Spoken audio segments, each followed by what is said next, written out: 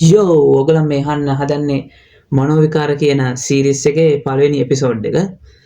මේක පොඩ්කාස්ට් එකක්ද මොකක්ද කියලා මට හරියට නිර්වාචනය කරන්න බෑ. ඒ කියන්නේ මගේ ඔළුවට එන විකාර අදහස් මේ විදිහට මයික් එකක් ඉස්සරහා මම එළියට දානවා.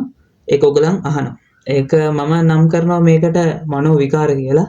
ඒකේ පළවෙනි එපිසෝඩ් එක තමයි අද මේ ඔයගොල්ලන් මේ අහන්නේ. පළවෙනි එපිසෝඩ් එක විදිහට ගත්තේ මම හැඩ ගැසීම කියන එක. ඒ කියන්නේ ඕන මනුස්සයෙක්ට ජීවිතේ වෙන්න පුළුවන් දෙයක් නේ. හැම මනුස්සයෙක්ටම හැඩ ගැහිමක් වෙන්න වෙනවනේ. ඒක ගැන තමයි අපි කතා කරන්නේ. හරි, ඒ කියන්නේ සියලු දහසක් වැඩ මැද්දේ ඔයා මේක අහන්න ආව කියන එකම ලොකු දෙයක්. මොකද අපි හැමෝම දුවන්නේ රේස් එකක්, රැට් රේස් එකක්.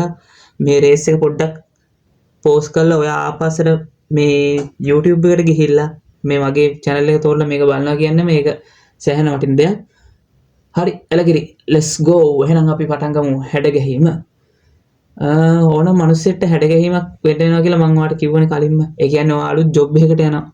ඔයාට වැඩ පරිසරයට හැඩ ගැහෙන්න වෙනවා. එහෙම නැත්නම් ඔයා රටකට යනවා කියලා හිතමු. ඔයාට එහෙට හැඩ ගැහෙන්න වෙනවා. ඔයා ලව් එකක් පටන් ගන්න. කාත් එක්ක හරි එපෑ එකක් පටන් ගද්දී මේ මනුස්සයා එක්ක ඔයාට හැඩ ගැහෙන්න වෙනවනේ. හැඩ ගැහිලා තමයි මේක කරගෙන යන්න වෙන්නේ. ඒ කියන්නේ හැම දෙයකටම හැඩ ගැහෙන්න වෙනවා. අපි ඒ කියන්නේ සාමාන්‍යයෙන් හැඩ ගැහිම කියන එක මුල් ටිකේ අපිට එහෙන අමාරු වැඩක් වෙන්න පුළුවන්. දැන් අලුතෙන් ජොබ් එකකට ගිහලා මේ මිනිස්සු එක්ක වැඩ කරන එක මුල් දවස් ටිකේ එහෙනම අමාරුයි. අලුතෙන් රටකට ගිහිල්ලා ඒ රටේත් එක්ක රටේ ජීවත් වෙන එක එහෙනම අමාරුයි. පාර්ට්නර් කෙනෙක් එක්ක මුලින්ම අපි WhatsApp එකේ chat කරලා දැනගත්තට එයත් එක්ක ඉඳලා බලන්න ඕනේ. ඒතකොට තමයි සෑහෙන්න අමාරුයි මේ වැඩේ. ඒත් අපි ඒක මේ තේරුම් බේරුම් කරගෙන හැඩ ගිහිලා යනවා නම් එතන කිසි අවුලක් නැහැ. හරි, ඒක තමයි හැඩ ගැහිම කියන්නේ. ඉතින් මේ දැන් අපි කොල්ලෙක්ගේ ගෙදරට ගිහිල්ලා මේ දවස් දෙකක් මට දැන් ඉන්න වුණාම උන්ගේ ලැට් එකේ මේ වතුර ගැහුවට බෙට්ට යන්නෙත් නැහැ. එහෙම සීන් එනවා. ඒ කියන්නේ කොච්චර කරත් යන්නේ නැහැ දැන්. මම හැබැයි දවස් දෙක තුනක් කොහොමම ගිහිල්ලා ඒකට හැඩ ගෑනවා. ඒක මොකක් හරි දෙයක් කරලා ඒක කොහොමද මේව කරගන්නවා. මැනේජ් කරගන්නවා. ඒ කියන්නේ හැඩ ගැහිම අපිට වගේම හැබැයි සත්තුන්ටත් මේ හැඩ ගැහිම කියන එක බලපාන. හරිද? ඒ කියන්නේ දැන් අපි හිතමු සීත කාලයක් එද්දී සත්තු කලින්ම රෙඩි වෙනවා. ඒගොල්ලන් ඒකට හැඩ ගැහෙන්න කලින්ම රෙඩි වෙනවා.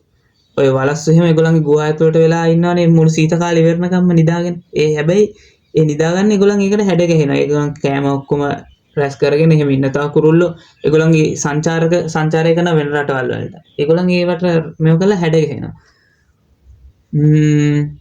මම බැලුවා ඉන්දියන් සීරීස් එකක්. මේකේ නම කෝටා ෆැක්ටරි. දැන් අපේ විශ්වවිද්‍යාලවල තියෙන නේවාසිකාගාර වගේ තමයි ඉන්දියාවේ තියෙන කෝටා. ඉතින් ඒගොල්ලන් ඉගෙන ගන්න මේ කෝටාවල නැවතිලා. හරිද? දැන් ඔහොම එන කොල්ලෙක් ඉන්නවා මේ හොඳට ගෙදර හැදිලා සියලු සැප සම්පත් දාලා ඉගෙනීමේ පරමාර්ථයෙන් මේ සියලු සැප සම්පත් ගෙදර තියෙන අතහැරලා බෝඩින් වෙලා ඉගෙන ගන්න එන කොල්ලෙක්ගේ කතාවක් තමයි මේ කියන්නේ කෝටා ෆැක්ටරි. මෙයා මුල දවස් ටිකේ දැන් මිනිහා කනවා වුණා එළියෙන් කන්න වෙන්නේ. මිනිහට මේ টয়ලට් එකට යන්නත් බෑ උදේට. හරිද? යන්නේ නැහැ. කොච්චර මිනිහා තටවනවා යන්නේ නැහැ.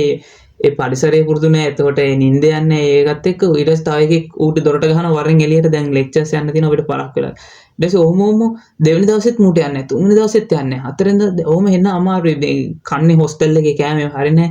එහෙම ඉඳලා මුගේ අම්මා හැමදාම මූට රැයට කෝල් කරනවා. මේ කොල්ලට කෝල් කරනවා මේ අම්මා රැයට නිදාගන්න කලින් කොල්ලට කෝල් කරලා බලනවා කොහොමද පුතේ මේ කියලා. එක දවසක් මූට කෝල් එකක් ගන්නවා අම්මා. කෝල් එකක් අරගෙන මූ එකපාරින්ම ආන්සර් ගන්නවා. ආන්සර් කරලා නෝමල් කතා කරනවා. කොල්ලා කියන්නේ වැඩි මුකුත් පෙන්වන්නේ නැහැ. උඩ අමාරුයි. අම්මා තේරුම් ගන්නවා කොල්ලට මේ වැඩේ අමාරුයි කියලා. මොකද මේ අපේ අම්මලා අපිට කෝල් කරද්දී අපි එකපාරින්ම ආන්සර් කරනවා නම් අපි එතන අවුලක ඉන්නේ. අපි දැන් කොල්ලෝ එක්ක නටලා බීලා පිස්සු කරලා අතල්ලයක් ගද්දී අපිට කෝල්ස් එනේවගෙන අපි ඇටෙන්ෂන් එක දෙන්නේ නැහැ. ගෙදර මිනිස්සුත් හිතනවා හරි මූ විසි ඇති මොකක් හරි වැඩක් කරන්නේ. හැබැයි අම්මා එන කෝල් එකපාරට අහලා ගන්නවා කියන්නේම අම්මා හිතනවා එතන මොකක් හරි හරි. කොල්ල මොකක් හරි මේක ඉන්නේ මගේ මේ කෝල් එක එකපාරෙන් ආන්සර් ගන්න. සමා වෙන මේ වඳුරෝ එහෙම එහෙට මෙහෙට යනවා මේ උන් කෑ ගහනවා ගණන් ගන්න එපා මේක මේ මට මොකද උන්ට කරන්න බෑ මං තනි මිනිස්සෙක් වඳුරු සෙට් එකක්ම ඉන්නා. හරි සමා වෙන බාධා වුණා නම් හරි. ඊට පස්සේ දැන් ඔහොම දෙවෙනි දවසෙත් අම්මා කෝල් එක ගන්නවා. හරිද? අම්මා කෝල් එක ගත්තාට පස්සේ මේ එතකොටත් මූ ආන්සර් ගන්නවා. ආන්සර් කරලා කතා කරනවා නිකන් ඔය සාමාන්‍ය කෙන අවුලක් නෑ අම්මේ. අම්මට තේරෙනවා මොකක් හරි මූ මේ අවුලක තමයි ඉන්නේ කියලා. මේ ඊට පස්සේ ඔහොම ටික දවසක් යනවා. ඊට පස්සේ යද්දි කොල්ලා මේකට හුරු වෙනවා.